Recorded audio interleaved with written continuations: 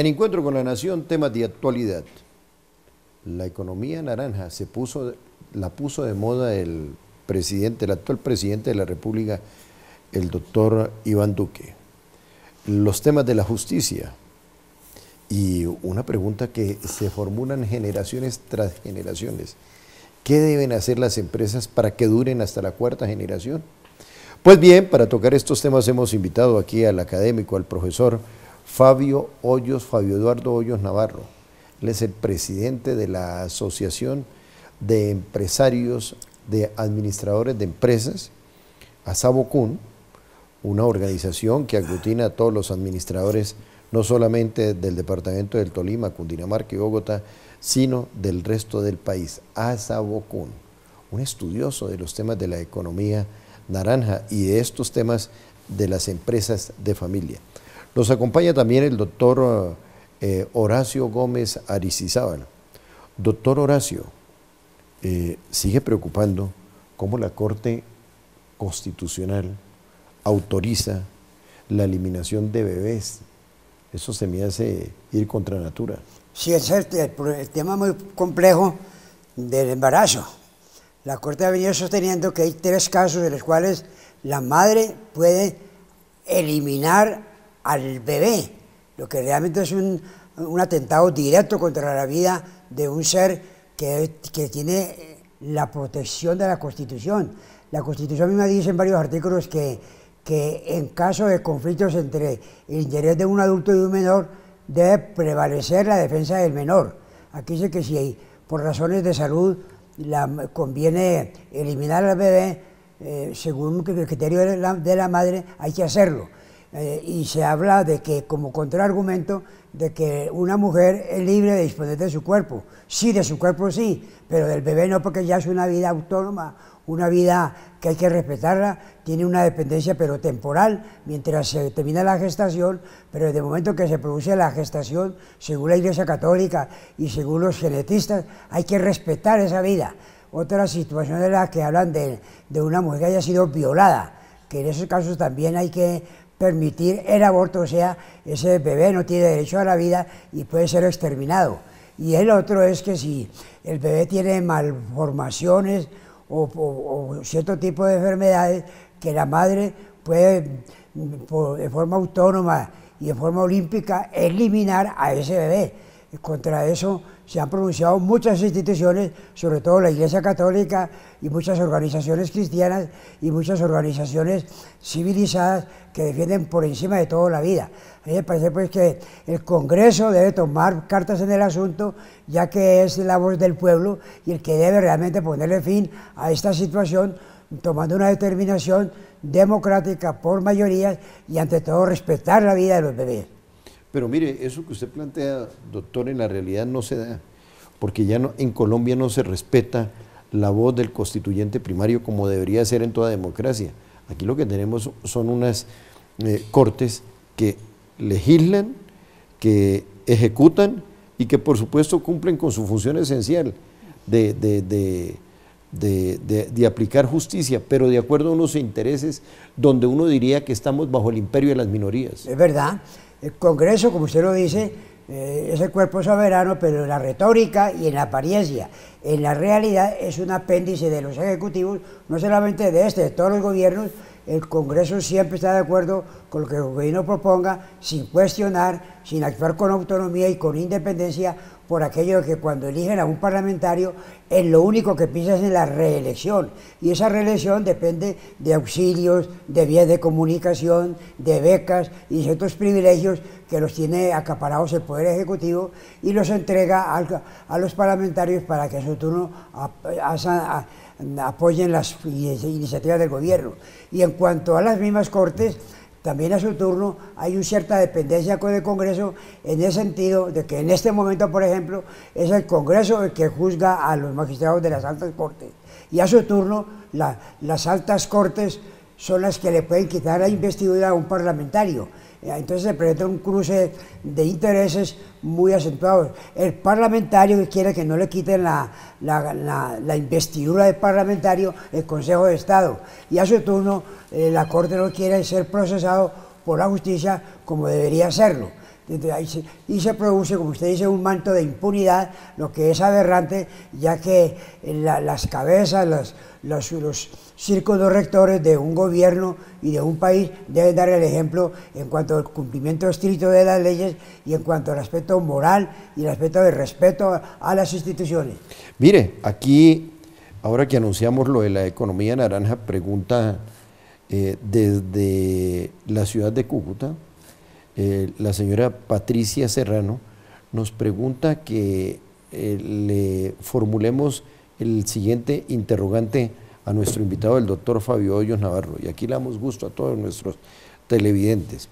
La importancia de la economía naranja, que es uno de los puntos que ha venido liderando el presidente de la República, que no es una idea original de Colombia, sino que se ha venido desarrollando en diferentes países. En algunos países la han calificado como la economía cuaternaria. ¿Por qué no hacemos pedagogía sobre ese tema, bueno, profesor Fabio Hoyos, que entre otras, gran colombiano, tiene una especialización en pedagogía y docencia universitaria, una maestría en educación, y es un hombre muy vinculado y es profesor de la Universidad de la Gran Colombia, y se ha convertido en un referente de la economía naranja aquí en Colombia? Muchas gracias, doctor Jerney. Básicamente la economía naranja es un referente que se ha tomado a nivel mundial. Está orientado, como usted lo decía, hacia el sector cuaternario de la economía, con algunos tópicos del sector terciario, que es de la parte de los servicios. Básicamente, ¿en qué se enfoca? Pero a ver, hagamos pedagogía. La economía primaria, la parte de la agrícola, ganadera, la parte de la minoría. Insumos y materias primas. Bueno, y lo que se procesa, lo que se manufactura, que es la parte secundaria. La economía secundaria. Y la tercera es la de los servicios, el turismo, por ejemplo. Sí, señor. Y la cuaternaria, hagamos pedagogía sobre la misma. Es todo lo relacionado con la investigación, el desarrollo tecnológico, la cultura, el desarrollo cultural, desarrollo de software, todo lo que tiene que ver con creatividad y con invenciones. Básicamente hay que tener una estructura clara sobre todo ello, porque es muy fácil hacerlo. Bueno, algunos temas son fáciles de hacer, otros requieren toda una estructura académica para poderlo desarrollar. Mas, sin embargo, el interrogante es cómo ganamos dinero nosotros a través de la economía naranja. Nosotros podemos montar una obra de teatro muy fácilmente, desarrollando los libretos, desarrollando los personajes, haciendo todo, creando todo ello, y lo ponemos en escena.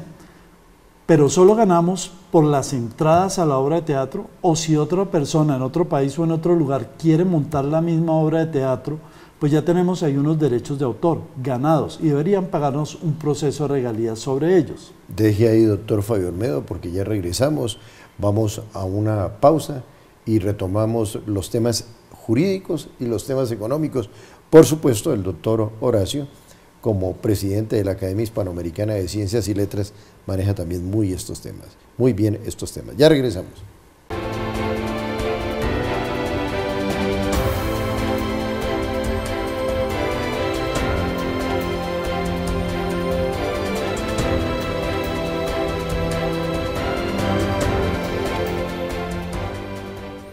Doctor Horacio Gómez y doctor Fabio Eduardo Hoyos Navarro, voy a empalmar con un tema que va para los dos, tanto para un economista, administrador de empresas, como para un jurista e historiador como usted. Es el tema de la corrupción. Oiga, sigue rampante la corrupción. Por ejemplo, miren esto, la Fiscalía imputa cargos al Contralor de Bogotá, Juan Carlos Granados Becerra. Lleva un patrocinio grande, el de Germán Vargas Lleras. Y por otro lado, va para el doctor Fabio Hoyos. ¿Recuerda la crisis que se generó por la manipulación de ciertos congresistas con la Dirección Nacional de Estupefacientes? La acabaron, pero abrieron otra, la SAE. Allí también sigue siendo un fortín de mucho político, y ya vamos a especificar el tema. El tema de que la Fiscalía le impute cargos a un funcionario que, entre otras, ejerce control sobre los dineros de la capital de la República, que ni siquiera es bogotano, es boyacense, pero venía con el rótulo y el patrocinio de Cambio Radical que lidera Germán Vargas Lleras. Antes de contestar la pregunta, le quiero hacer una introducción muy drástica en contra de estos controladores municipales y departamentales y personeros que nombran los mismos cuerpos colegiados, y que ahí viene el germen de la podredumbre, el germen de la deshonestidad. Los concejales nombran al contralor municipal que para que los vigile a ellos. Entonces lo hacen no con un sentido de honestidad, de idoneidad, de competitividad, sino con un criterio politiquero, y nombran a dedocracia personas con antecedentes muy dudosos, muy cuestionables, y nada de raro tiene este caso que se presenta ahora con el Contralor de Bogotá, que ha sido cuestionado gravemente, y ya la Fiscalía le está señalando cargos que por haber recibido dineros en el caso de Odebrecht y otras cosas absolutamente irregulares. Esto realmente tiene muchos comentarios. Primero, me parece maravilloso que haya evidencias y haya pruebas y que se respete el debido proceso, pero que se castigue en forma ejemplar a estos funcionarios corruptos que hacen estragos con los dineros públicos. Pero de otro lado, es muy importante insistir de que la Contraloría General de la República debe manejar el control general de los funcionarios y los dineros del Estado a nivel municipio, región, departamento y nación. Pero ahora ocurre que la Contraloría no puede actuar en ciertos departamentos y en ciertos municipios, porque se atraviesan estos contralores, que son unas personas manipuladas por la clase politiquera, y que realmente lo que hacen es hacer festín de los dineros públicos. De suerte pues que me parece muy importante y muy ejemplarizante el comportamiento del fiscal al llamar a imputarle cargos y vincularlo a una investigación penal con soporte probatorio a este Contralor de Bogotá, y menos mal que se hace justicia en este caso, pero ese caso está muy generalizado a nivel nacional, y el 99% no pasa nada con esos actos corruptos.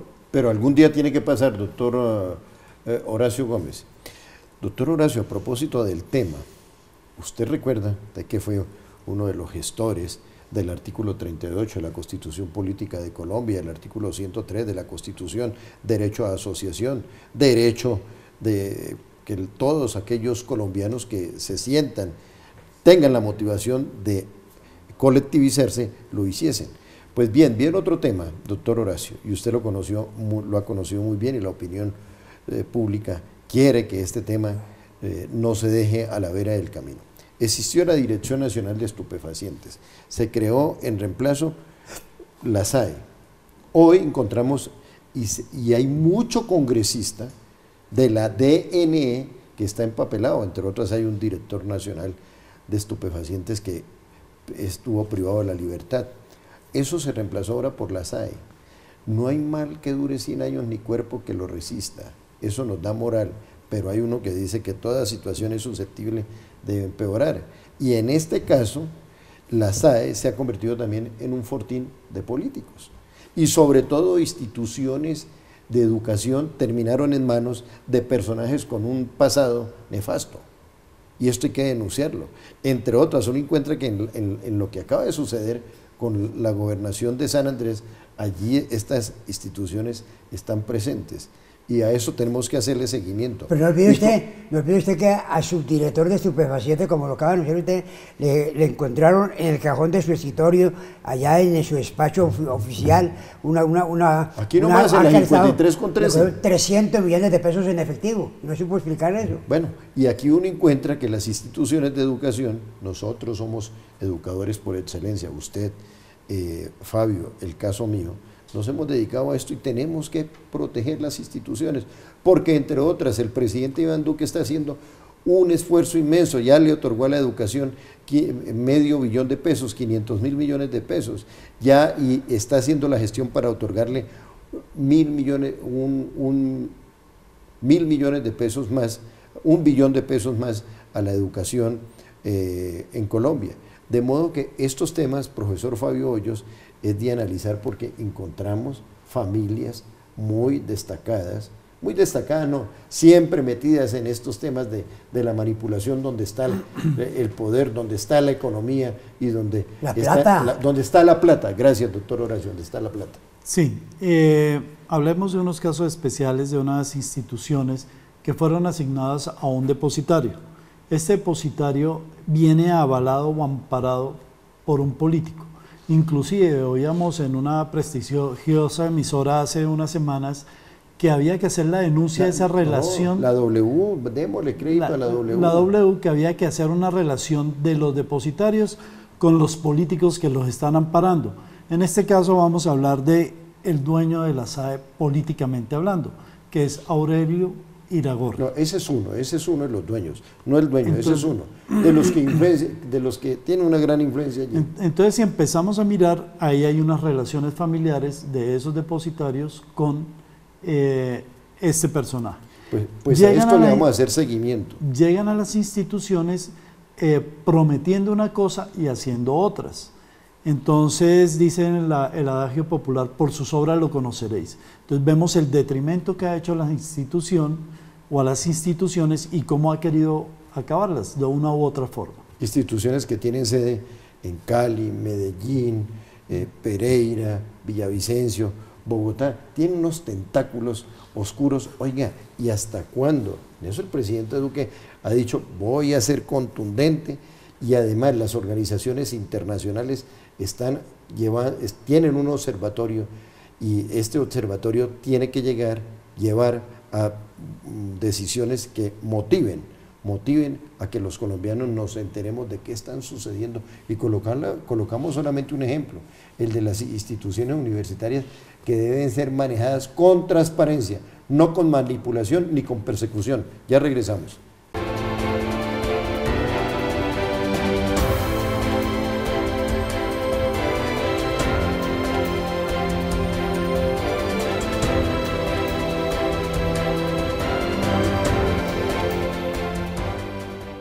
Doctor Horacio, eso que han venido denunciando, que se ha venido denunciando a través de diferentes ONGs y por supuesto ya los medios de comunicación como Auténtica, como la W, como otros programas de televisión y de radio de denunciar la corrupción, uno pudiera decir que en esto de la DNE se pasó de Guatemala a Guatepeor.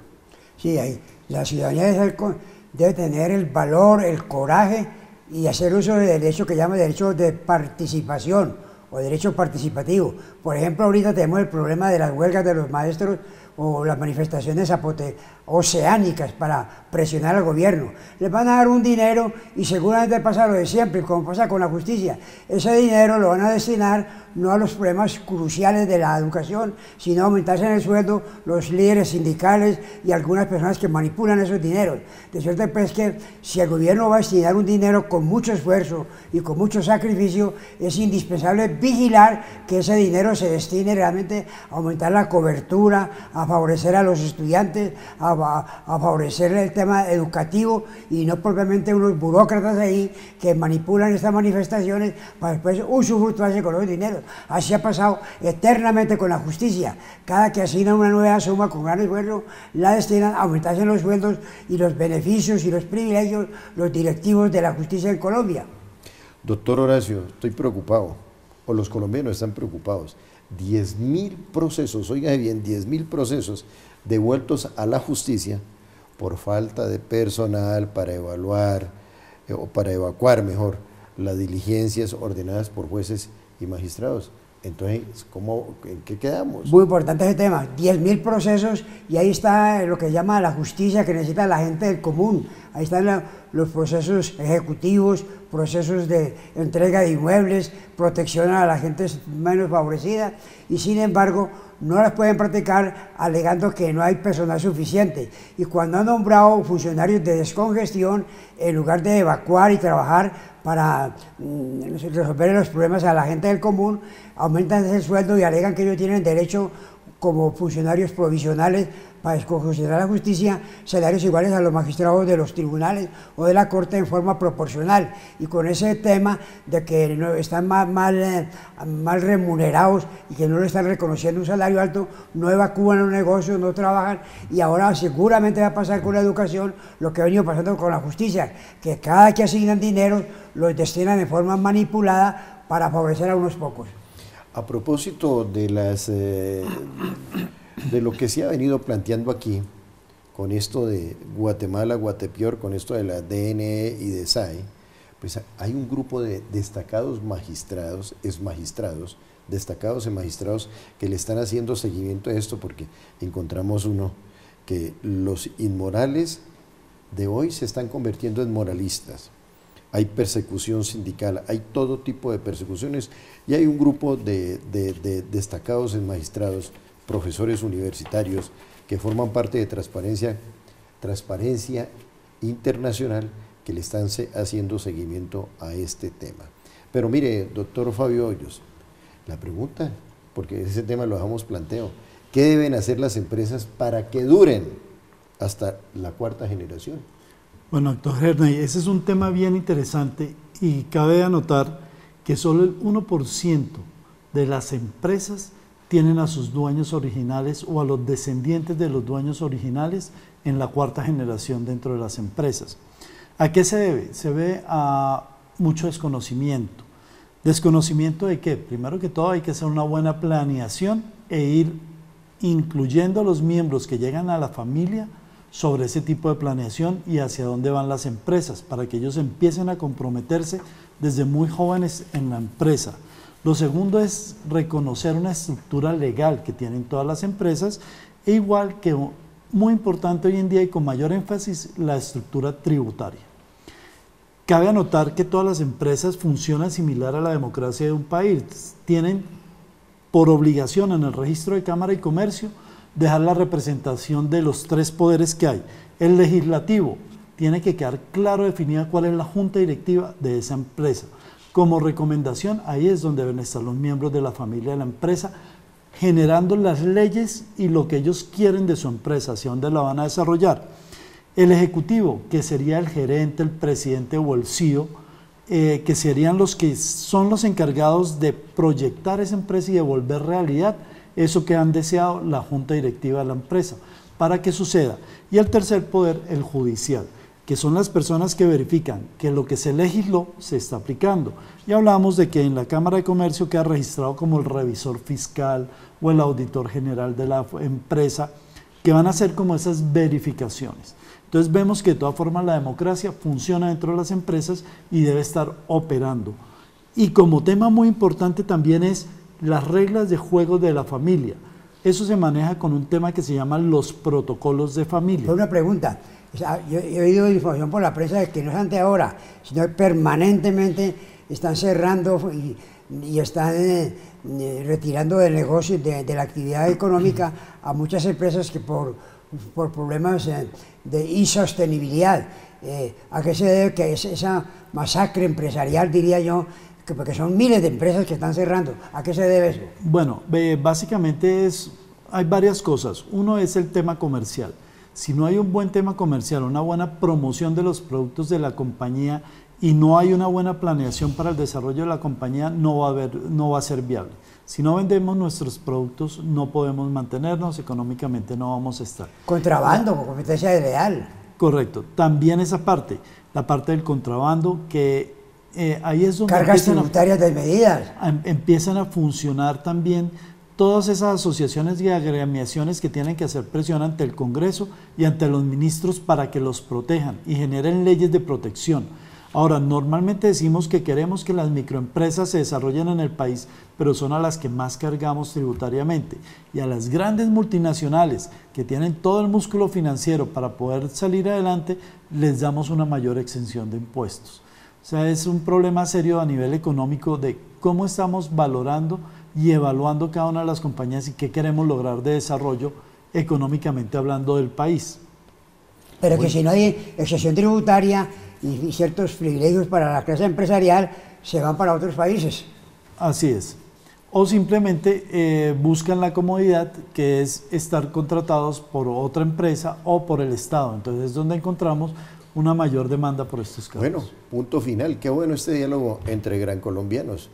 El doctor Horacio Gómez es conjuez de las Altas Cortes, un hombre muy destacado en esto de defender los fueros de las personas, de las asociaciones, y está el doctor, nos acompañó el doctor Fabio Hoyos Navarro, doblemente gran colombiano, profesor, ha sido estudiante de esta prestigiosa universidad, Y por supuesto este servidor que también ha ocupado una silla en las aulas de la Universidad de la Gran Colombia.